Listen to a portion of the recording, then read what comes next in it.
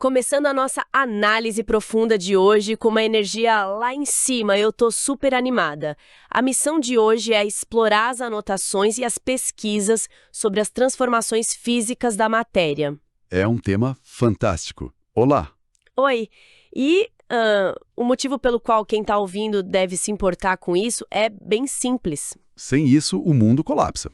Exatamente. Sem essas transformações, não teríamos alimentos, não teríamos os medicamentos complexos que a gente usa, objetos do dia a dia, nem mesmo arte. Seria impossível viver. Eu diria que é a mecânica invisível da nossa rotina. Quando a gente pensa em física, às vezes parece um conceito super distante, abstrato. Aquela coisa de lousa de escola, né? Isso, mas na verdade estamos falando da engenharia microscópica que dita como a realidade ao nosso redor funciona o tempo todo, cada milissegundo. E olha, é de maravilhar que absolutamente tudo que possui massa e ocupa espaço sofra essas transformações constantes. É um balanço de energia muito dinâmico. Sim, e é isso que eu acho fascinante. A gente retira aquele véu de simplicidade das coisas e começa a ver a mecânica real do mundo. Então, vamos começar pela fundação de tudo: matéria. A definição clássica é tudo que tem massa e ocupa espaço. Mas a grande pergunta das nossas fontes é como essa matéria se organiza na natureza. Historicamente, a gente lida com o sólido, líquido e gasoso, certo? É o trio clássico. Mas o material de pesquisa faz questão de destacar com muita ênfase um quarto estado: o plasma. Que é, surpreendentemente, o estado mais comum no universo observável. Sim, as estrelas são feitas de plasma. Embora a gente não fale tanto dele no dia a dia terrestre, ele está lá dominando o cosmos. Com certeza. Certo, vamos desvendar isso. Como exatamente esses estados se definem? Qual é o porquê deles serem como são? Bom, a gente precisa olhar para o estado de agregação das moléculas. Tudo se resume a isso. É um cabo de guerra invisível. Um embate termodinâmico. Exato. De um lado você tem a força de atração intermolecular, as moléculas querem ficar juntas. Do outro lado tem a energia cinética, que é a energia do movimento. Elas querendo se agitar e se separar. Imagina uma multidão, né? Perfeito, uma multidão. Num estado sólido, é como um show lotado lá na grade do palco. Todo mundo super espremido. Isso. As forças de atração são esmagadoras. As pessoas ali, ou as moléculas, elas vibram, têm alguma energia, mas não conseguem sair do lugar. Ficam presas num arranjo muito rígido. Exatamente. É por isso que o sólido tem forma definida e não dá para comprimir com facilidade. E aí a gente passa para o líquido. A água que a gente bebe é o exemplo clássico das fontes. No líquido, a multidão ganha um pouco de espaço.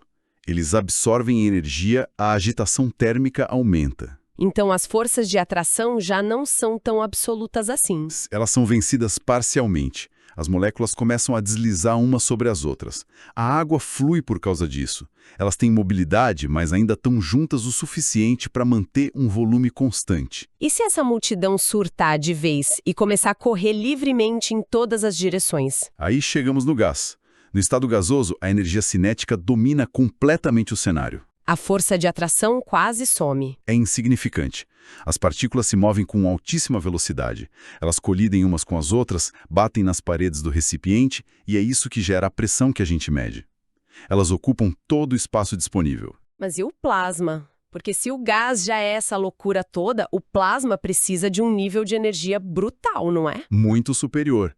Para a matéria chegar no plasma, o gás precisa ser aquecido a um extremo tão absurdo que a própria estrutura do átomo começa a se desfazer. Os elétrons são arrancados. Literalmente ejetados das órbitas.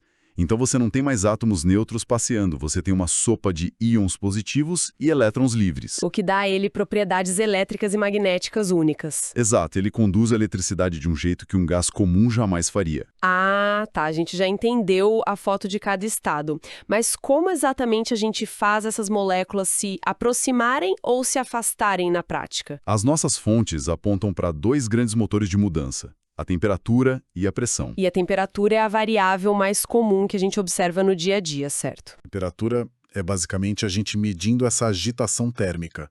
Se a temperatura sobe, a gente está fornecendo energia térmica para o sistema. As partículas ganham essa energia, ficam muito mais ativas. Eles se movimentam de forma mais intensa, se chocam e fatalmente se afastam. Então, subir a temperatura força a mudança de estado por afastamento. Sólido vira líquido, que vira gás. E o inverso também é verdadeiro. Se a temperatura cai, Se cai, a gente está retirando energia térmica. A energia diminui, o movimento desacelera bruscamente e aquelas forças de atração puxam todo mundo de volta. as partículas se aproximam de novo. Exato. E a outra variável é a pressão. Eu ia te perguntar da pressão agora, porque a pressão me parece uma força muito mais física, mecânica. E é mesmo. Aumentar a pressão é aplicar uma força que empurra as partículas, forçando elas a se aproximarem. Mesmo que a temperatura não mude. O que é fascinante aqui é exatamente isso. Essa simples regra da física governa a mudança de estado de uma forma muito elegante. Você pode liquefazer um gás só apertando ele. Aumentando a pressão brutalmente. Isso. Ou você pode fazer a água ferver em temperatura ambiente, só tirando a pressão atmosférica de cima dela. Diminuindo a pressão, as partículas conseguem se afastar mais fácil. Nossa, é muito engenhoso. Uhum. Mas no cotidiano a pressão atmosférica fica mais ou menos constante, então a gente costuma brincar mais com a temperatura. É o que a gente observa na cozinha, no clima, quase o tempo todo. Antes de a gente avançar para os nomes dos processos, eu preciso fazer um esclarecimento que está nas pesquisas. O que é de fato uma transformação física? Boa. Porque essas mudanças não alteram a composição da matéria. O exemplo clássico do texto é rasgar um papel ou derreter o gelo.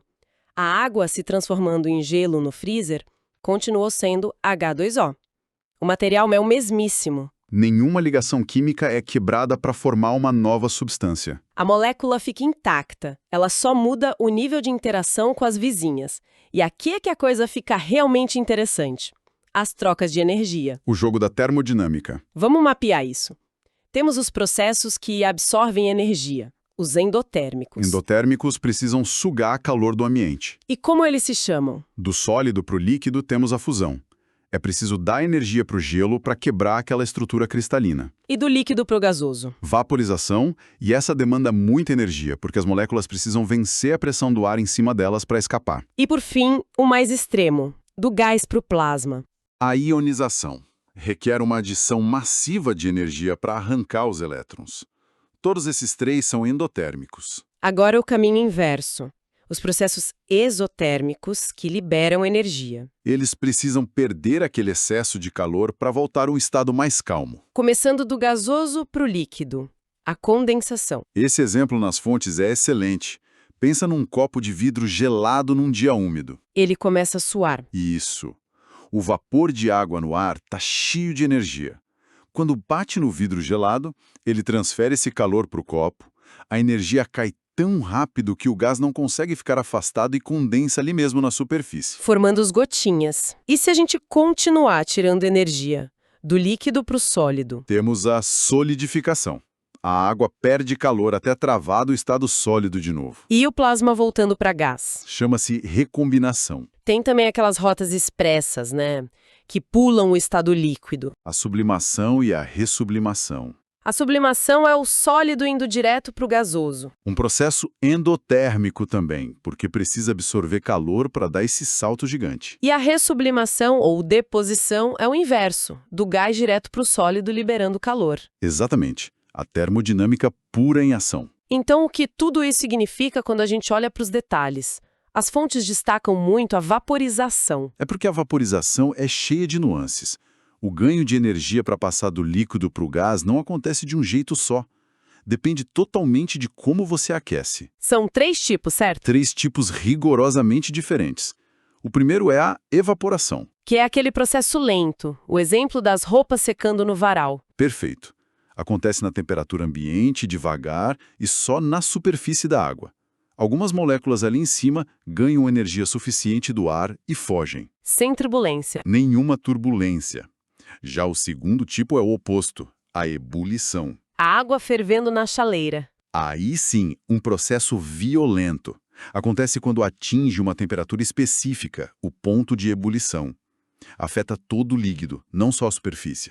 A pressão do vapor dentro da água vence a pressão atmosférica e forma aquelas bolhas enormes que sobem. E aí tem o terceiro, que eu acho muito legal, a calefação. Esse é quase instantâneo. Acontece quando o líquido bate numa superfície que está muito, muito quente. muito acima do ponto de ebulição. Como uma gota de água caindo numa chapa de ferro quente. Ela não ferve borbulhando, né? Ela meio que dança. Isso levanta uma questão importante, porque é um efeito visual muito curioso. A base da gota evapora tão rápido que cria um colchão de gás embaixo do líquido, Um filme de vapor. que serve de isolante térmico. Então a gota fica levitando pela chapa, evaporando aos poucos, mas protegida do contato direto pelo próprio vapor. É impressionante como a mesma física, que é as partículas se afastando, gera resultados visuais tão diferentes dependendo de como a energia térmica é aplicada. Lenta, no ponto de fervura ou numa chapa superaquecida. O mecanismo base é o mesmo. Energia entrando, moléculas se espalhando. Se conectarmos isso com um cenário maior, a gente vê que o universo opera assim. Completamente.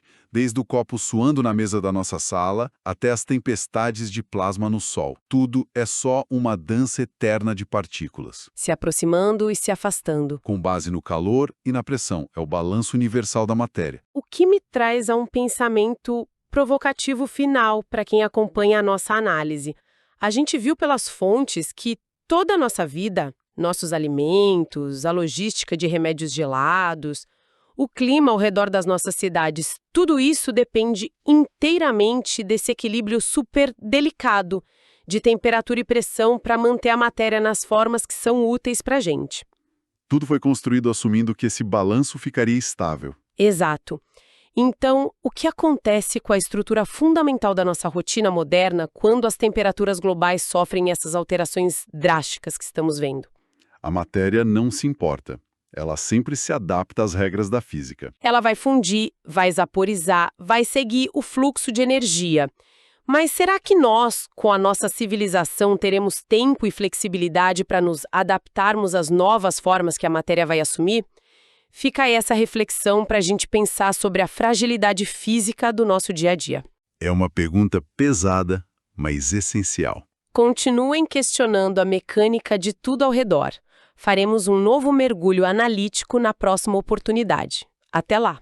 Até a próxima.